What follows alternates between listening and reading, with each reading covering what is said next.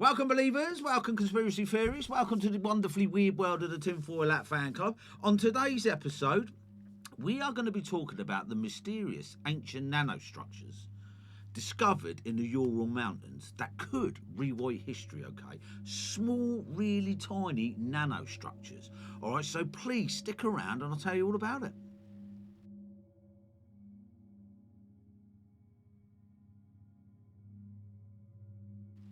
Oh, thanks for sticking around. Appreciate it, right?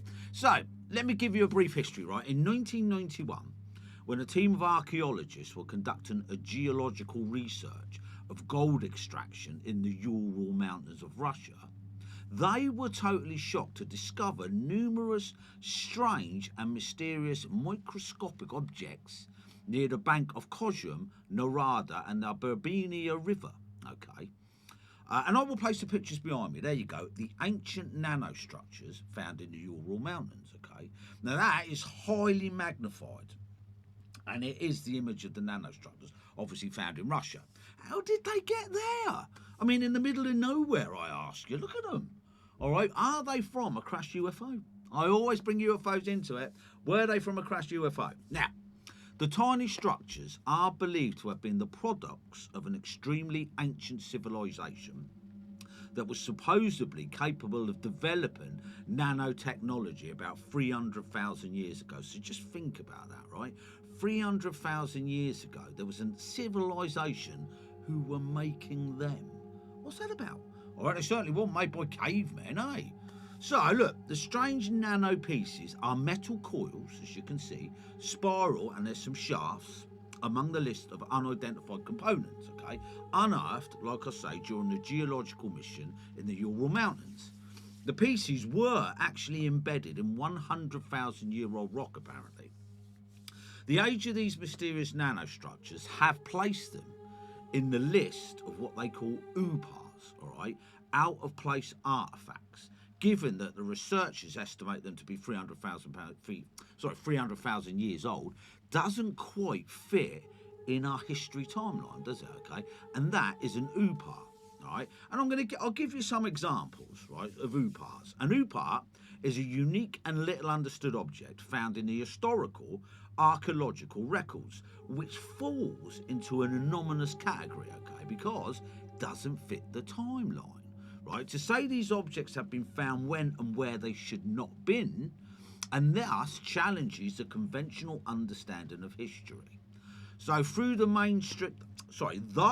mainstream researchers have always drawn a simple and rational conclusion to these strange artefacts, and I will give you a couple of examples, because I'm sure that they have, eh? Many believe these UPAs may even reveal that humanity had a different degree of civilization or sophistication that describes and understood, well, what we are believed to understand by officials in academia, okay?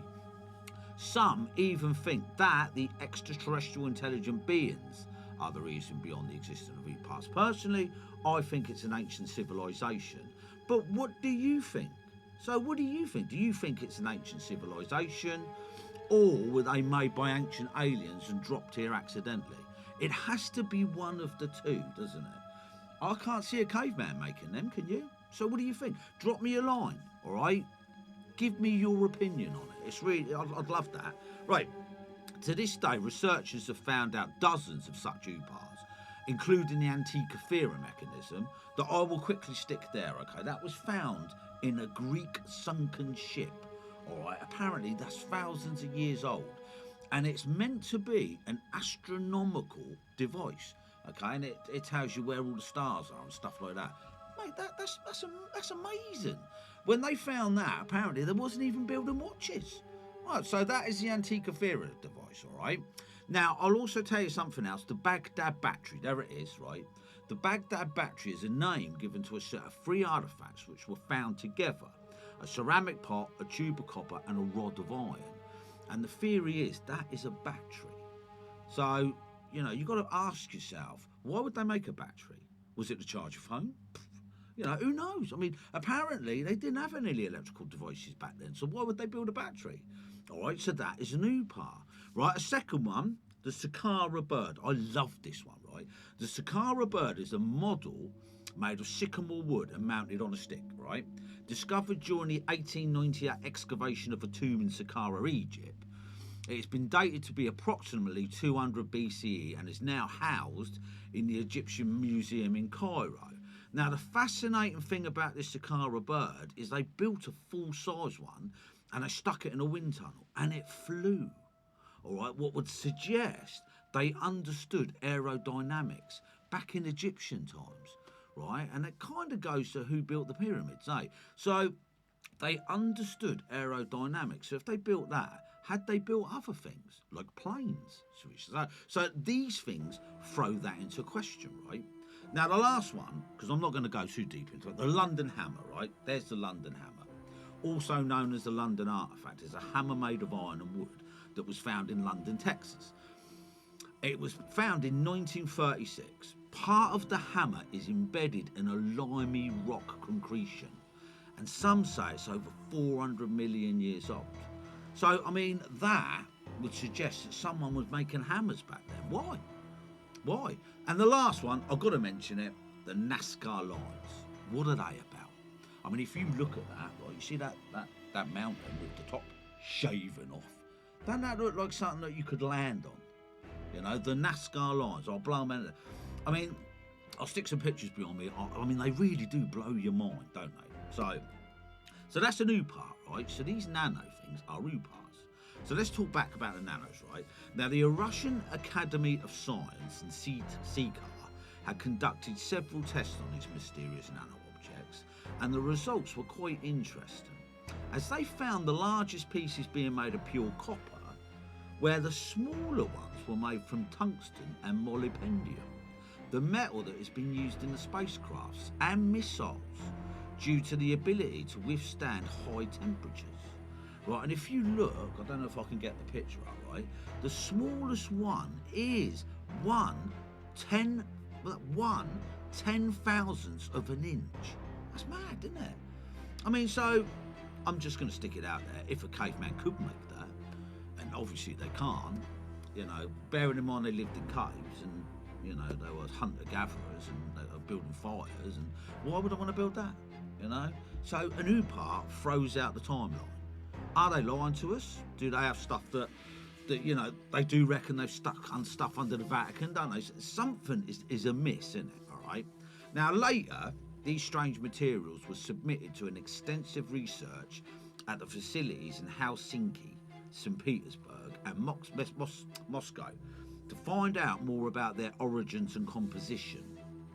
Now, it's clear to the scientists that the metals have not originated in nature on their own, of course not, meaning that they are components that have an artificial technological origin. In other words, they are manufactured. All right. Could these nanostructures belong to the rocket parts? That's one of the theories, okay? At first, there was speculation that the micro and nano-sized structures were parts that had fallen from rockets from a launch site in Pelinsky, right? But a report in 1996 ruled that possibility out, saying these structures were found at a too great a depth. What means they were really, really deep.